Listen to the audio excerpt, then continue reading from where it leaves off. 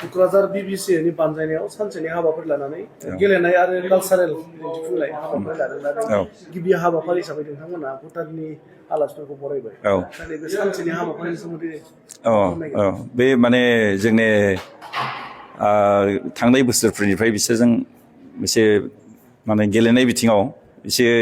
सोमोन्दो लाखिनाय जादों जोङो थांनाय बोसोरनि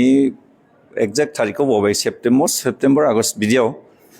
मोनसे खेला जोङो भुटानाव गेलेखांबाय दा बे फ्रेन्डशिप गेलेखांनायनि उनाव नै देग्लायहाय बिथांमोनखौ जों इनभाइट खालामदों दा बिथांमोना सफैदों भुटान फुटबल फेडारेसन बेनिफ्राय जागोन भुटाननि मोनसे टिम फैदों बेयाव बेजों लोगोसे भुटाननि माने गोजौ थाखोनि अफिसारफोर दङ बिथांमोनाबो फैदों दा बिथांमोनजों लोगोसे जोङो गेलेनाय बिथिंजों लोगोसे कालचारेल जोंनि हारिमु दिन्थिफुंलायनाय